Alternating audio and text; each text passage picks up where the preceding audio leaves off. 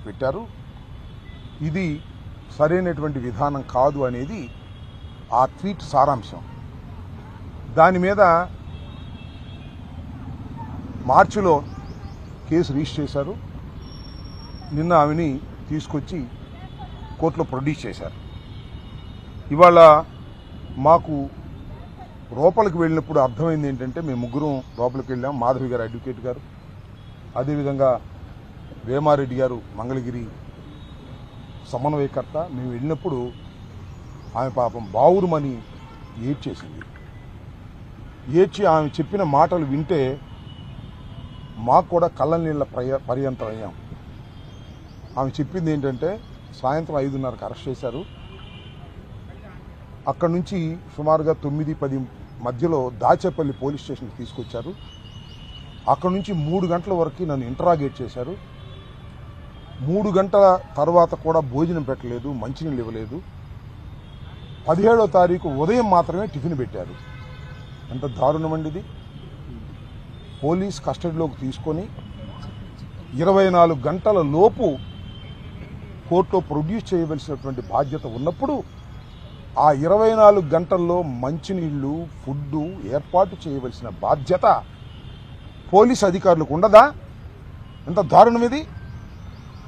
12 గంటల పైచలకు ఆమెకి భోజనం పెట్టలేదు. అనేక రకాలుగా హింసించారు. హింసించడం అంటే కొట్టారా అని అడిగాం, కొట్టలేదు.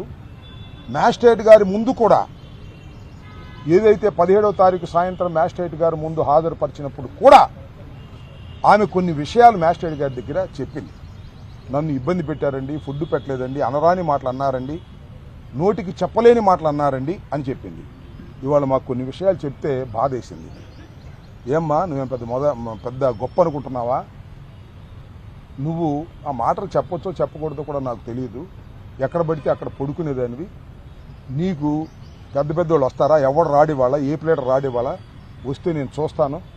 నీ మీద వ్యభిచారం కేసు పెడతాను, వ్యభిచారం కేసు పెట్టి లోపలేపిస్తాను ఒప్పుకోకపోతే అనేటువంటి మాటలు.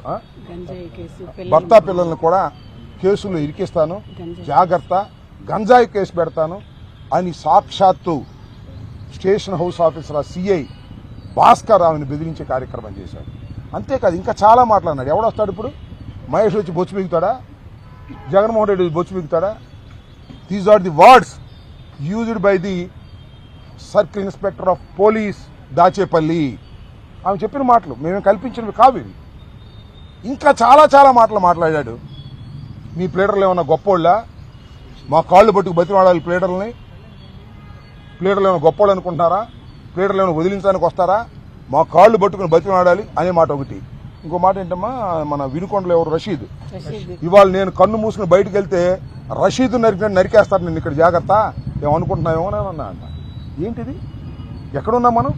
ఒక ఆటవిక సమాజంలో ఉన్నావా, లేక ఒక చట్టబద్ధమైన సమాజంలో ఉన్నావా అని అడుగుతా ఉన్నాను నేను. ఇవాళ ఒక పోలీస్ సిఐ ఇంత దౌర్జన్యంగా, ఇంత అన్యాయంగా ఒక ఆడకూతుర్ని తప్పు చేసిందా, రైట్ చేసిందా చట్టం తెలుస్తుంది. ఇతను కాదుగా, సిఐ కాదుగా, పోలీసులు కాదుగా, కోర్టు కదా తేల్చేది.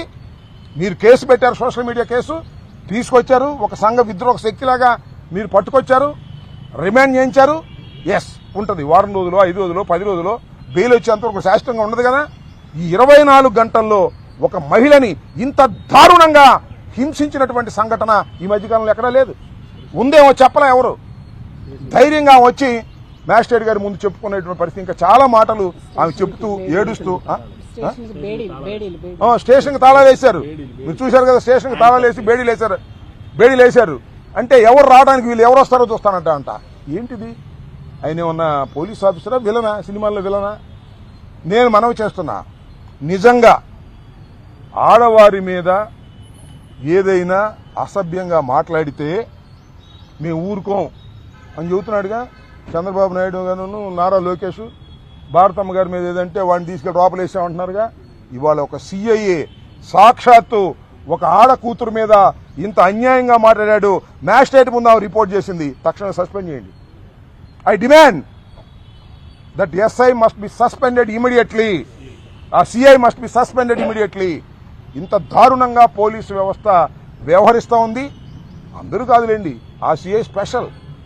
ఆ సిఐకి ఎప్పుడు హాట్ లైన్ ఉంటుంది. ఎవరికి? లోకేష్ గారి ఆఫీస్కి ఆ సిఐ గారికి హాట్ లైన్. మీరు ఒకసారి చూస్తే, ఫోన్ చూస్తే అర్థమైపోద్ది. ఎవరు చూడరు కదా, హాట్ లైన్. అక్కడ నుంచి ఏం మెసేజ్ వస్తే ఆ మెసేజ్ ప్రకారం కృష్ణవేణిని ఇబ్బంది పెట్టేటటువంటి కార్యక్రమం చేస్తున్నారు. ఇది రెండో కేసు. అంతకుముందు సుధారాణి, పెద్దిరెడ్డి సుధారాణి, ఆమెను కూడా అరెస్ట్ చేశారు. అరెస్ట్ చేసి 50 రోజుల పాటు జైల్లో అట్టి పెట్టారు. ఈమెను కూడా 50 రోజుల పాటు జైల్లో అట్టి పెట్టాలని, హింసించాలని ఈ రకమైన దారుణమైన కార్యక్రమాలు జరుగుతూ ఉంది. ఆమె చేసిన తప్పేం కాదని కూడా నేను మనవి చేస్తున్నాను. ఆమె ట్విట్టర్లో అది పెట్టింది అదేం పెద్ద ఇంత హింసించవలసినటువంటి నేరం కాదు. ఇవాళ ట్విట్టర్లో ఎంతమంది ఎన్ని పెడుతున్నారు చెప్పండి. అక్కడ దాకా ఎందుకు? ఎవడండి ఆయన? ఎవరో ఒక ఆయన ఉన్నాడు, సీమరాజా అంట. ఆయన రోజు ఏం మాట్లాడుతున్నాడు? మీరు ఒకసారి యూట్యూబ్లో కూర్చో చూడండి. సీమరాజా అని ఎంత భయంకరంగా మాట్లాడుతున్నాడు. ఆయన సీమరాజా కాదు, లోకేష్ రాజా. లోకేష్ రాజా రోబో. లోకేష్ రాజా సృష్టించినటువంటి వ్యక్తి సీమరాజు. ఆ సీమరాజు మీద నేను కంప్లైంట్ కూడా ఇచ్చా. బ్రాడీపేటగా పట్టాపురంలో కేసు రిజిస్టర్ చేయలే. మళ్ళా పెడతా, మళ్ళా చూస్తా. ఇంకో ఆయన ఎవరు ఉన్నాయండి, కిరక్ కార్పి అంట. అతను ఏం మాట్లాడుతున్నాడు చూశారుగా టీవీల్లో, ఎంత దారుణంగా మాట్లాడుతున్నారో. ఇవన్నీ కాకుండా తెలుగు దేశం పార్టీ యాక్టివిస్టులని ముఖానికి జగన్మోహన్ రెడ్డి గారి మాస్క్ వేసుకుంటాడు ఒక ఆయన. జగన్మోహన్ రెడ్డి గారి గురించి, నా గురించి, రోజా గురించి ఎంత పచ్చిగలిగా పూతుతున్నారు. ఏం కనపడవా మీకు? ఏమండి చంద్రబాబు నాయుడు గారు, ఏమండి లోకేష్ గారు, కనపడవా? కనపడదు. ఎందుకంటే ఇవన్నీ మీరే చేపిస్తున్నారు వాళ్ళకి డబ్బులు ఇచ్చి. జగన్మోహన్ రెడ్డి గారి మీద కిరాక్ ఆర్పి, సీమరాజా అందరిని మీరు సృష్టించి మీడియాలో చేస్తున్నారు. ఎంత దారుణం అండి ఇది. ఇది చాలా దారుణమైనటువంటి అంశం. ఈ అంశాల మీద యాక్షన్ తీసుకునేంత వరకు మేము న్యాయ పోరాటం చేస్తాం. ఇంతకుముందు సీమరాజా అనే వ్యక్తి మీద నేను కంప్లైంట్ ఇచ్చాను. అది రిజిస్టర్ చేయలేదు. రిజిస్టర్ చేయకపోగా అతను ఇష్టం వచ్చినట్టుగా రోజా గారిని, నన్ను, మరి జగన్మోహన్ రెడ్డి గారిని, నిన్న జరిగితే మన కరుణాకర్ రెడ్డి గారిని ఇష్టం వచ్చినట్టుగా మాట్లాడుతున్నారు. మీరు తక్షణమే ఆయన మీద యాక్షన్ తీసుకోండి. అలా తీసుకోకపోయినట్లయితే మేము లీగల్గా ప్రొసీడ్ అవుతాము. మొన్న కంప్లైంట్ ఇచ్చాను, అది రిజిస్టర్ చేయలేదు. మళ్ళా కంప్లైంట్ ఇస్తాం. హైకోర్టు అవసరమైతే హైకోర్టును ఆశ్రయిస్తాం. అంత అవసరమైతే సుప్రీంకోర్టును కూడా ఆశ్రయిస్తాం. లీగల్ ఫైట్ చేస్తాం. కేవలం ఒక ట్వీట్ చేసినందుకు ఈమెను తీసుకొచ్చి పాలేటి కృష్ణవేణిని ఇంత దారుణంగా హింసించినటువంటి సంఘటన హృదయ విదారకంగా ఉందని మనవి చేస్తున్నా. మీ ముగ్గురు వెళ్ళినప్పుడు ఆమె ఏడుస్తూ చెప్పినటువంటి మాటలు మాకు కూడా ఏడుపు వచ్చినంత పని అయిపోయింది. ఒక ఆడకూతుర్ని ఈ రకంగా హింసించేటటువంటి కార్యక్రమం తెలుగుదేశం ప్రభుత్వంలో జరుగుతూ ఉంది. అది కూడా పోలీసులను ఉపయోగించి జరుగుతూ ఉంది. అది కూడా సిఐ భాస్కర్ అనే వ్యక్తి ఇష్టం వచ్చినట్టుగా ఆమెని బిహేవ్ చేశాడు. రాత్రి 3:30 దాకా ఒక లేడీని ఇంటరాగేట్ చేయటం ఏంటండి? ఇదేమన్నా ఎంతకన్నా దుర్మార్గం ఏమైనా ఉందా? దీన్ని ప్రజలు ఆలోచించాలి. ప్రభుత్వానికి నిజంగా చిత్తశుద్ధి ఉంటే, ఉన్నట్టు నటిస్తున్నారు, ఉంటే ఆ సిఐ భాస్కర్ని తక్షణమే సస్పెండ్ చేసి మహిళలకు న్యాయం చేయవలసినటువంటి అవసరం ఉందని ఈ సందర్భంగా చెప్పదలుచుకున్నాను. ఎస్, పార్టీ నాయకుల పేర్లు చెప్పకపోతే నీ మీద వ్యభిచారం కేసు పెడతా. నీ మీదే కాదు, ఇంకా మీ పిల్లల్ని వేరే గంజాయి కేసుల్లో పెడతా. వాళ్ళు పిల్లల్ని చదువుకుంటున్నారంట పాపం. వాళ్ళు నీ స్కూల్ దగ్గరికి వెళ్ళి కూడా వెళ్ళి బెదిరించారంట పిల్లల్ని. అంతేకాదు నీ హస్బెండ్ మీద, రాజ్ కుమార్ హస్బెండ్ మీద గంజాయి కేసు పెడతా. It's are all threatenings. అంటే ఆమె వాళ్ళు చెప్పింది ఒప్పుకోవాలంతే. ఒప్పుకోకపోతే ఎన్ని కేసులు పెడతాం అనేటువంటి పద్ధతుల్లో కాస్త కోస్తో ధైర్యవంతురాలు కాబట్టి, ఇందాక ఎయిట్ చేసింది కానీ కాస్త కోస్తో ధైర్యవంతురాలు కాబట్టి ఆమె మ్యాజిస్ట్రేట్ ముందు చెప్పగలిగింది. కొంతమంది చెప్పలేకపోయారు. సుధారాణిని కూడా 50 రోజులు పెట్టి ఆమెను కూడా హింసించారు. సరే, మగవాళ్ళ సంగతి అక్కడ పెట్టండి. మగవాళ్ళని కొంతమందిని కొట్టారు కూడా, కొట్టినా చెప్పలేకపోయారు వాళ్ళు. కానీ లేడీస్ని ఈ విధంగా హింసించేటటువంటి కార్యక్రమం ఇవాళ ఈ రాష్ట్రంలో జరుగుతుంది. చాలా దారుణమైన అంశంగా నేను భావిస్తాను.